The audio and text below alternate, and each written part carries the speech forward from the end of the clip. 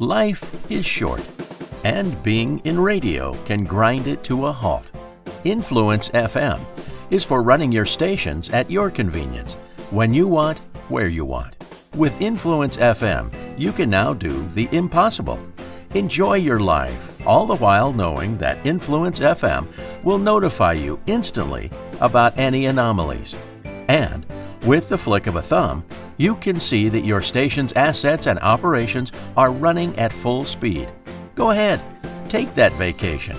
We dare you. We sell freedom, not software. Free yourself to do, well, precisely what you want. Welcome back. Today, we need to talk about a trial close. Now, what is a trial close? Well, it's really just asking questions. It's not really a close. It's finding out where you are at all times. And to start this, I'd like to tell you a story going back to the Vietnam War. And this is a photo of the Paris peace talks. Let me tell you what happened here. What happened is the Chinese agreed to meet with us. And they agreed to meet in France, Paris to be exact. And so our delegation went, and their delegation went, and they sat down at the table, and the Chinese said, you guys can go first. And so our side started presenting. And what happened was the other side started nodding their heads. And so our people, during their presentation, said, geez, okay, it's going pretty good. And so they thought they had agreement going on, so they kept on talking and giving in before they had even been asked for anything.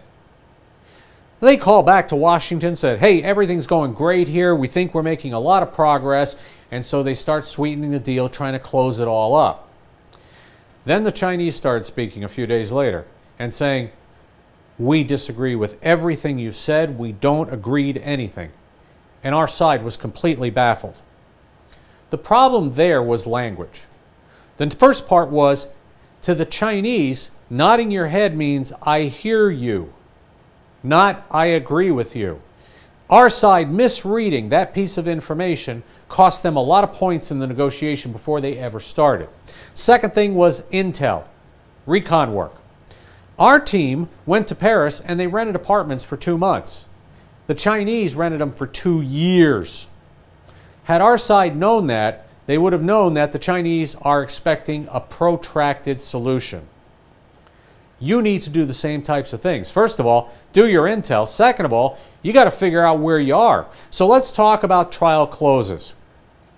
You see this. I said trying to tell where you are in a sales process without checking is like trying to read the label on the bottle of wine from inside of it.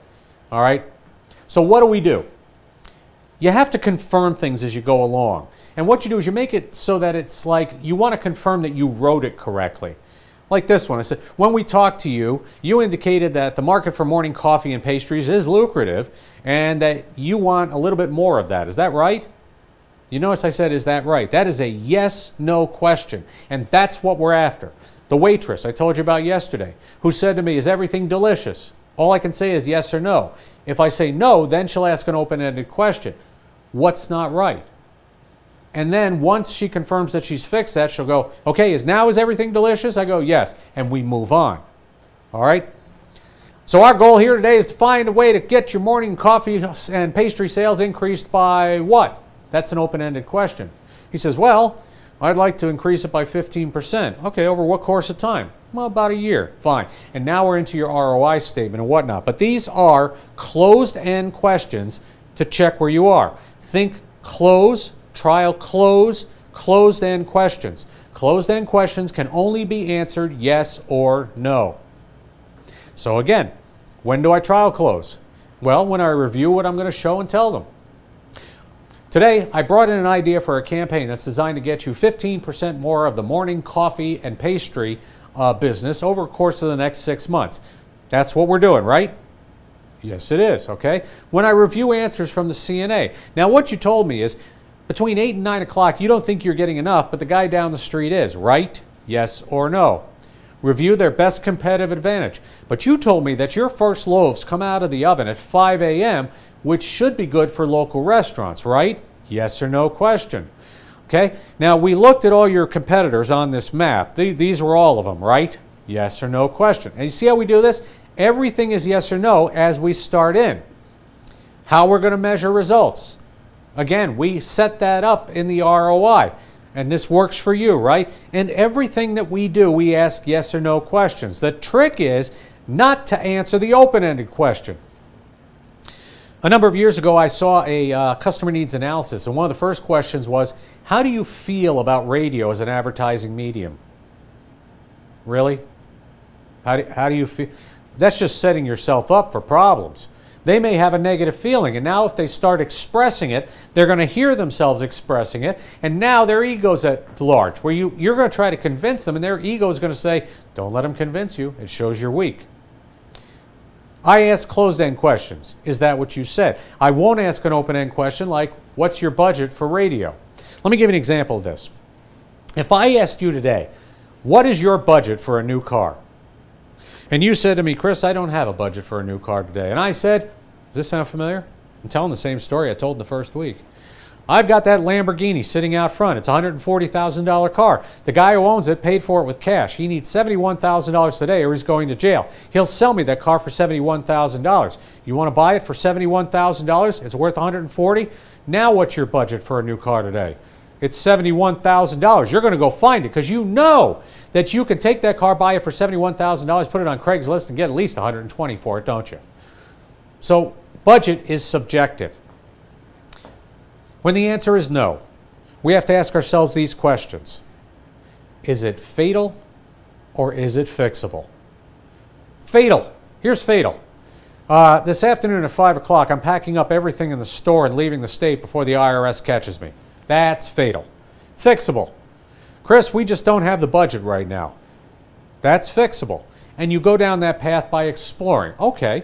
What's holding you back right now? Is it just that you're overspent on other media? Is that you don't think it'll work? Yada, yada. And we ask the open-ended questions till we get down. Is it fact or philosophy? We don't like radio. I've heard this one from lawyers. Lawyers don't advertise on radio. There's a lot of things lawyers didn't used to do. They didn't advertise on the internet either. They say anything that you weren't ready for and you failed. Now this book here, The Sale Begins When the Customer Says No. This will get you in trouble. Some people will suggest this book to you. I suggest that maybe you read it, but do not engage in the salesmanship techniques that they give you after the customer says no.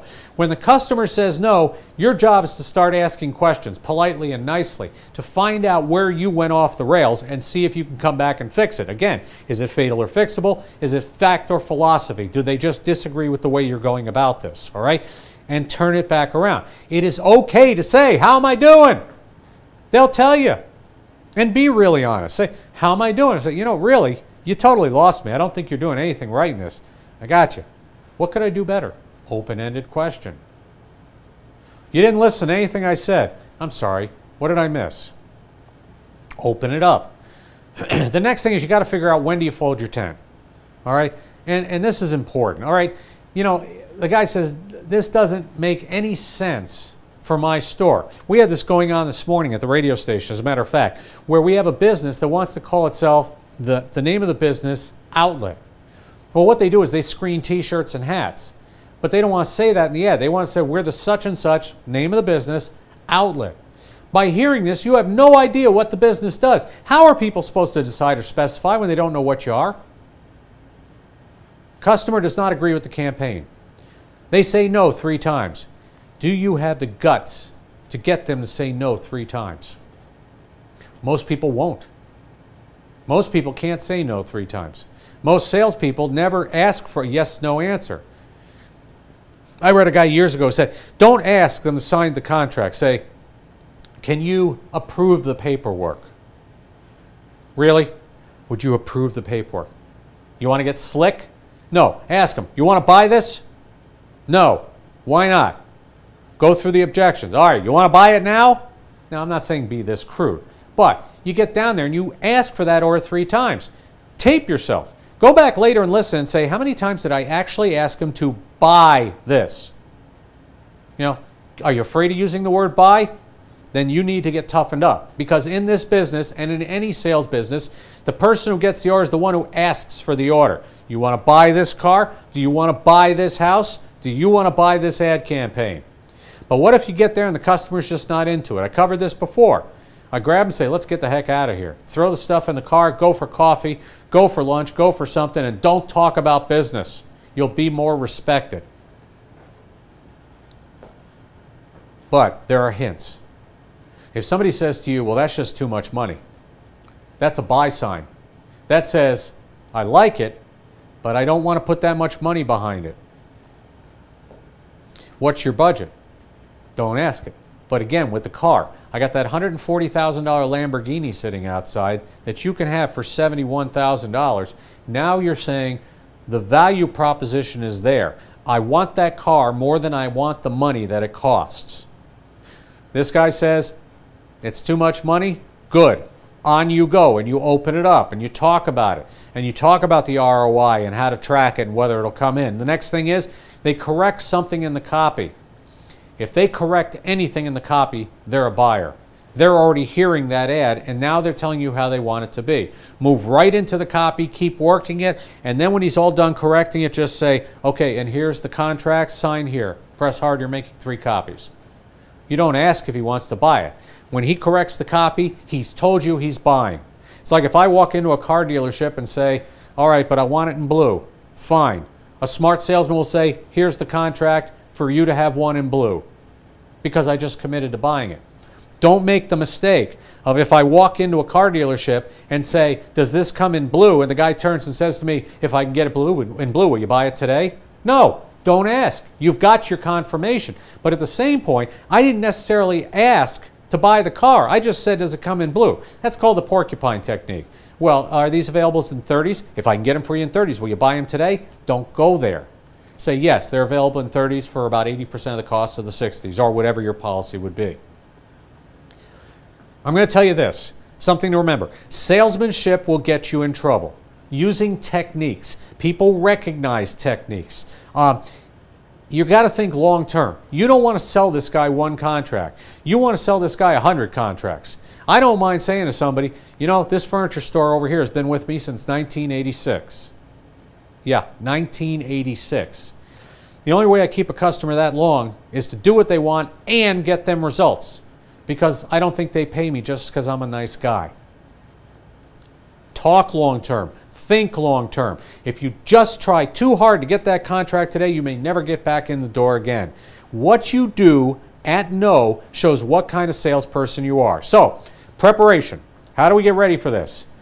I come up with what closed-end questions am I going to ask? What open-ended questions? I should know these ahead of time. All right?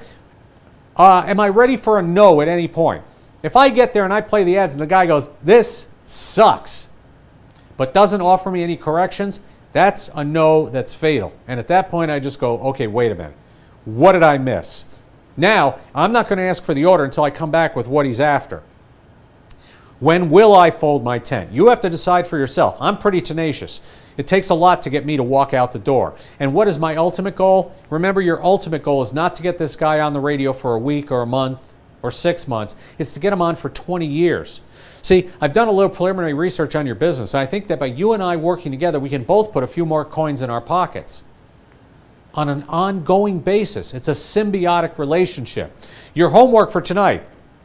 Gee, does any of this look familiar? Practice your opening, your elevator speech, and your executive summary. Do a 15-minute closing call with your sales manager. Rehearse with your sparring partner the 5 opening objections. Make an appointment for at least 1 CNA. You should have a bunch by now. Okay, write ads for a business that you've done a CNA with or gone into, and then print out a complete presentation for a customer that you've completed with a CNA and so forth. It's that way again. I'm going to tell you something. Tomorrow's day 10. Usually by day 10, about 20% of the people who are going through this training will wash out. They will wash out because they don't have the right number of CNAs, or they're not willing to do the work that goes into this. I'm going to tell you that if you do the work that goes into this, you will get wealthy. You can make 6 figures in your market in about 18 months. I don't care what size market you're in. You can do it. But you got to believe in yourself, and you have to follow all of these steps. And then I'm going to expect you to follow them after your training is over. See you tomorrow. Life is short, and being in radio can grind it to a halt. Influence FM is for running your stations at your convenience, when you want, where you want. With Influence FM, you can now do the impossible. Enjoy your life, all the while knowing that Influence FM will notify you instantly about any anomalies. And with the flick of a thumb, you can see that your station's assets and operations are running at full speed. Go ahead, take that vacation. We dare you.